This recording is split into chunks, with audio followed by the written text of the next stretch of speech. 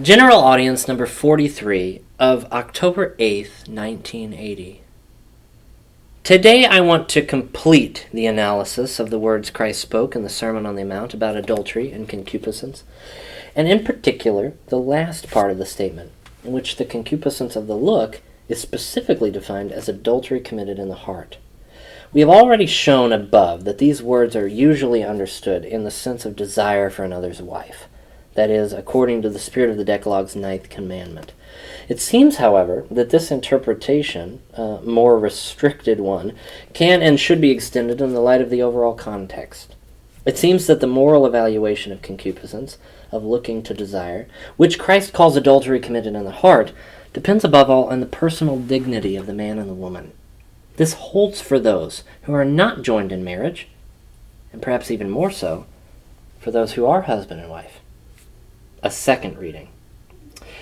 Our earlier analysis of the statement in Matthew chapter 5, verse 27 to 28, you have heard that it was said, you shall not commit adultery, but I say to you, whoever looks at a woman to desire her in a reductive way has already committed adultery with her in his heart, shows that we must extend and above all deepen the interpretation described earlier with respect to the ethical meaning contained in the statement. Let us take a close look at the situation described by the teacher, in which the one who commits adultery in the heart by an interior act of concupiscence, expressed in a look, is the man. It is significant that Christ, when he speaks about the object of this act, does not stress that she is another's wife, a woman who is not one's own wife, but says generically a woman. Adultery committed in the heart is not circumscribed by the limits of the interpersonal relation that allows one to identify adultery committed in the flesh. It is not these limits that exclusively and essentially decide the question of adultery committed in the heart, but the very nature of concupiscence, expressed in this case by a look. That is, by the fact that this man, whom Christ uses as an example, looks to desire. Adultery in the heart is not committed only because the man looks in this way at a woman who's not his wife, but precisely because he looks in this way at a woman. Even if he were to look in this way at the woman who is his wife, he would commit the same adultery in his heart. This interpretation takes into account more comprehensively what was said in our whole analyses about concupiscence, and in the first place, about the concupiscence of the flesh as a permanent element of man's sinfulness, status naturae lapsae, the state of fallen nature. The concupiscence that arises as an interior act of this foundation, as we have attempted to show in our analysis above, changes the very intentionality of the woman's existence for the man by reducing the wealth of the perennial call to the communion of persons, the wealth of the deep attraction of masculinity and femininity to the mere satisfaction of the body's sexual urge, which is closely related to the concept of drive. Such a reduction has the effect that the person, in this case the woman, becomes for the other person, the man, above all an object for the possible satisfaction of his own sexual urge. In this way, a deformation takes place in the reciprocal four, which loses its character as a communion of persons in favor of the utilitarian function.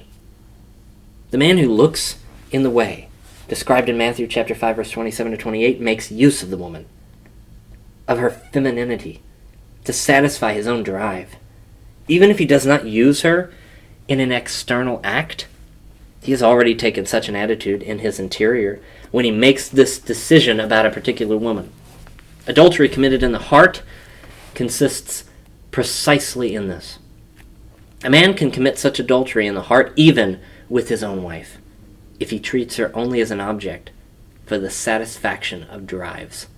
It is not possible to reach this second reading of the words of Matthew chapter 5, verse 27 to 28 if we limit ourselves to the purely psychological interpretation of concupiscence without taking into account what constitutes its specific theological character, namely the organic relation between concupiscence as an act and the concupiscence of the flesh as, so to speak, a permanent disposition that derives from human sinfulness.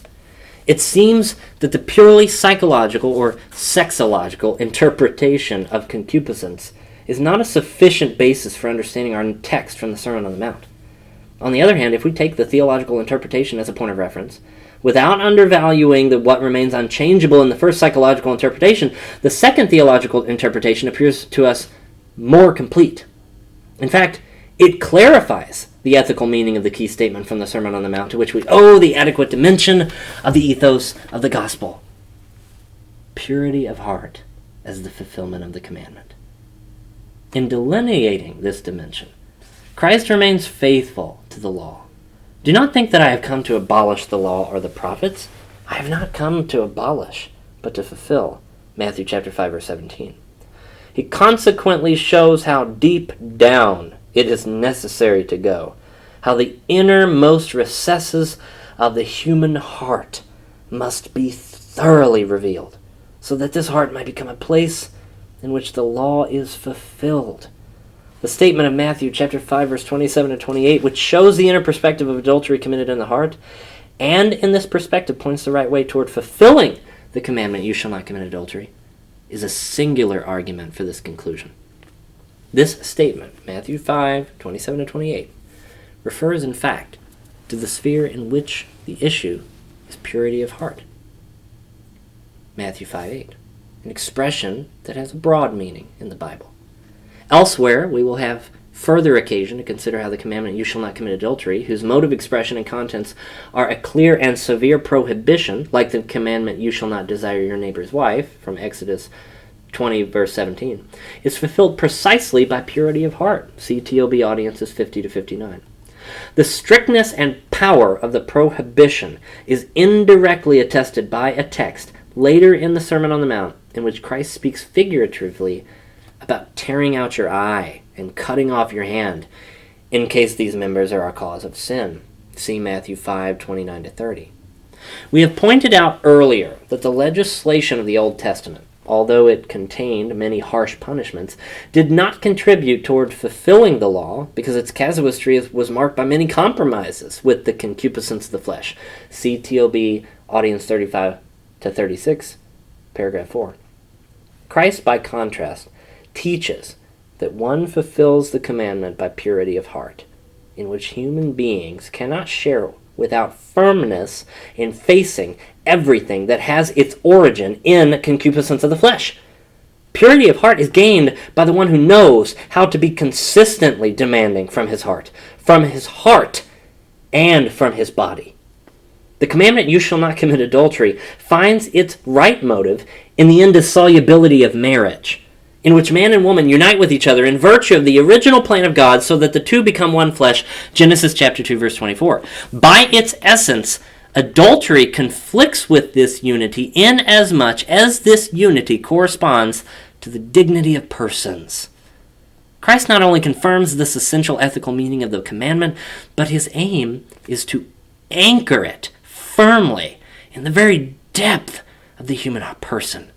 The new dimension of ethos is always linked with the revelation of the depth that is called heart, and with the liberation of the heart from concupiscence, so that man can shine more fully in this heart, male and female, in all the inner truth of the reciprocal four. Freed from the constraint and disability of the spirit, which are the result of the concupiscence of the flesh, human beings, male and female, find themselves again in the freedom of the gift, which is the condition of all life together in the truth, and more particularly in the freedom of reciprocal self-gift, because both as husband and wife must form the sacramental unity willed, as Genesis chapter 2, verse 24 says, by the Creator himself. What Christ demands from all his actual and potential listeners in the Sermon on the Mount clearly belongs to that interior space in which man, precisely the one who listens, must rediscover the lost fullness of humanity and want to regain it.